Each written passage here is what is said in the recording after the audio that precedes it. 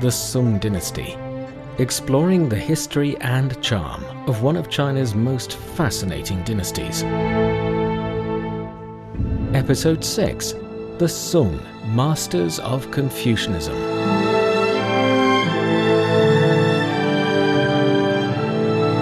In the last episode, we touched on the rebooting of Confucianism and the hand-in-glove fit the belief system had with the Song Dynasty. In this edition, we're homing in on the philosophers who made Confucianism so popular at the time. I'm Bob Jones, and in this Why We Love the Song Dynasty podcast, I'm throwing the spotlight on what was to become one of China's most iconic dynasties in the country's long and colourful history.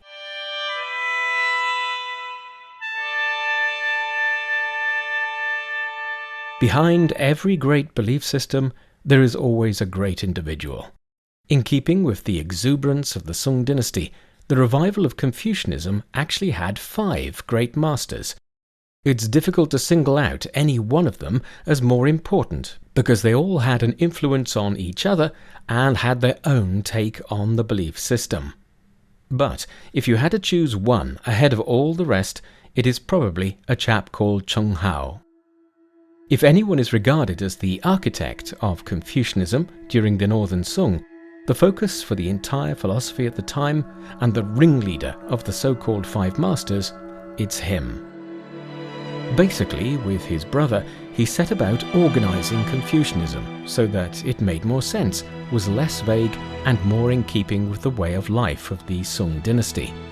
Crucially, he added a little spookiness, the supernatural aspect which had been absent from Confucianism up till then, which he called the basic force. Born out of the sensibilities of the Song Dynasty, it influenced successive generations to come, right up to the present day.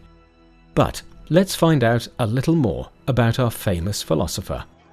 Both Cheng Hao's father and grandfather were magistrates in the district of Huangpi, just north of Wuhan.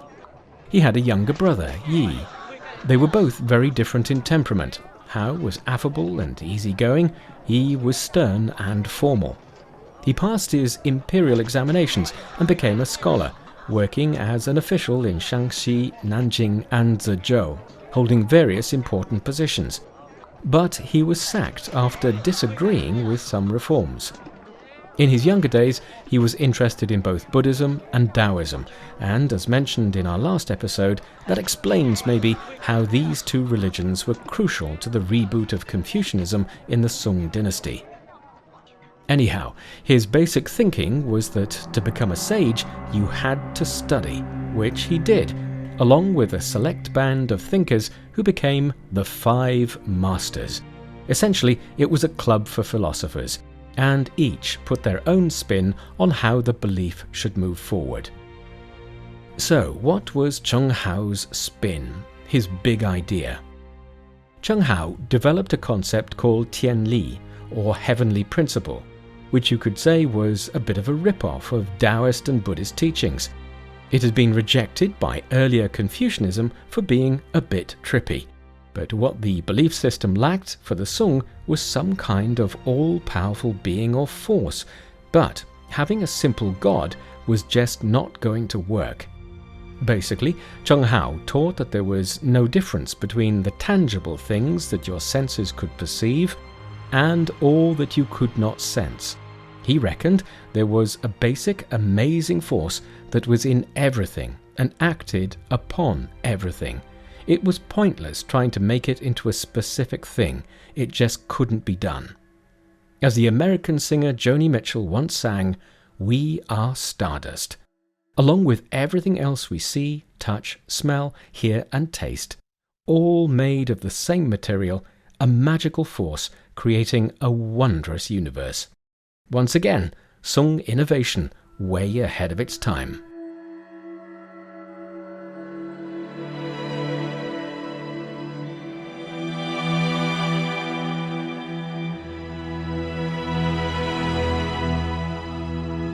So, with creation, gods and supreme beings all nicely tucked out of harm's way, nothing to see here, Zheng Hao turned his attention to trying to decide the best way to live life on this planet. Zheng Hao laid out some ground rules. Firstly, it was important to revere this basic situation, appreciate the wonder all around us. All say, "Wow," whenever you look at something. Secondly, it was important to push the boundaries of experience, which he called the investigation of things, to expand your knowledge of the world. Here he parted company with his brother Cheng Yi. Zheng Hao was into meditation and wanted to learn about things in a calm, introspective sort of way, while his brother was more interested in learning about fixed concepts and ideas. Importantly for our survey of the Song Dynasty, Zheng Hao put humanity and the universe on a level playing field. There was nothing left to achieve other than self-improvement and understanding. Mind and matter, concepts and things, possibilities and actualities are all one and the same. Conversely, if you ignore or deny this basic principle, then everything falls apart. Life is pointless.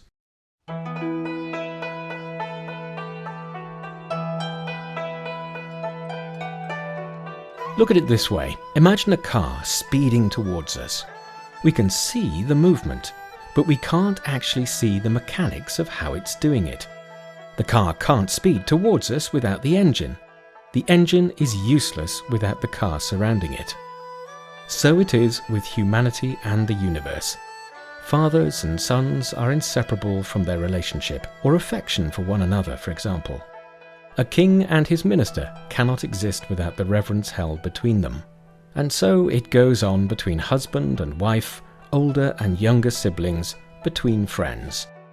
Inaction, action, change, it's all one thing, the basic force.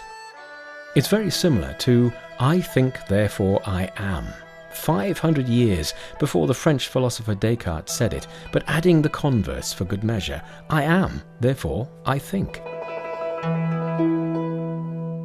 By the time of the Song Dynasty, original Confucianism was about 1,500 years old. The first reboot under the philosopher Mencius was about 1,300 years before the Song period.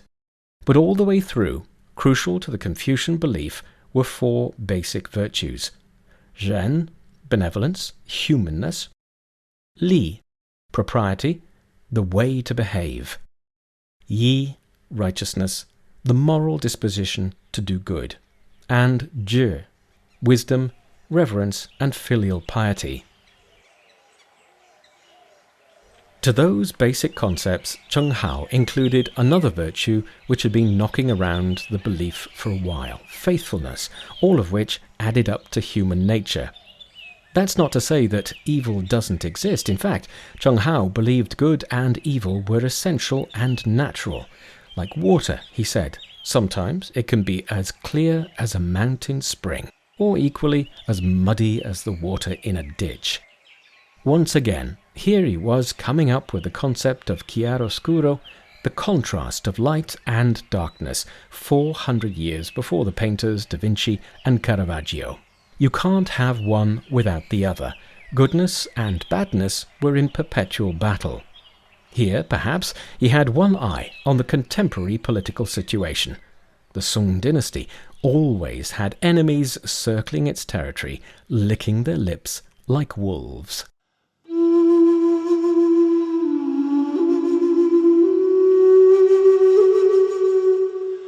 Just as it is good to find clear water to drink and healthy food to eat, so Zheng Hao believed it was good to develop healthy thoughts and to seek enlightenment.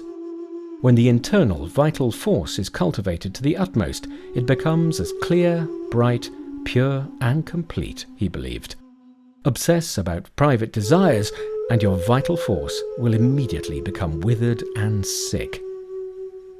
Okay, so how do you top up the vital force? Zheng Hao believed that you had to carry out consistent moral actions, live in reverence, don't be selfish, be open-minded, be content with the way things are, take delight in being virtuous. Wait a moment, didn't we say there were 5 masters? What about the others?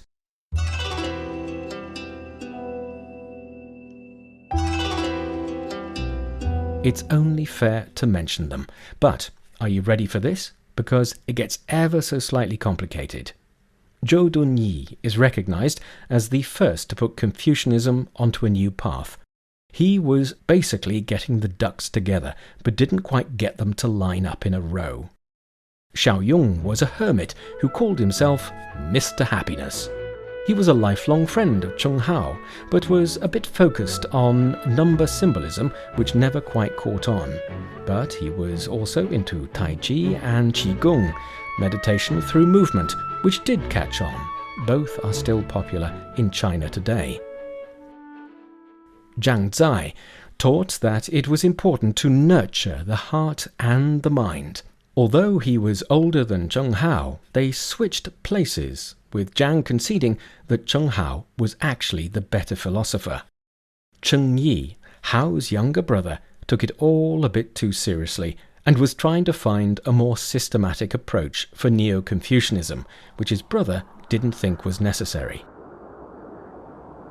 There's a contemporary painting which is called Standing in the Snow Before Cheng's House, which shows an episode when 2 students had called upon their master Cheng Yi, but found him sleeping. They could have barged in and woken him up, but instead they waited on the doorstep in the cold and the snow, waiting for him to awaken. A foot of snow had fallen while they were waiting outside. The painting exemplifies the high ideals of the 5 masters, and Cheng Hao specifically: benevolence, righteousness, propriety, and wisdom.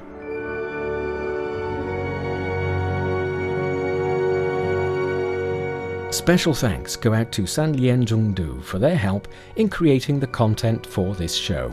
This is Bob Jones. Thanks for listening. Join me again next time.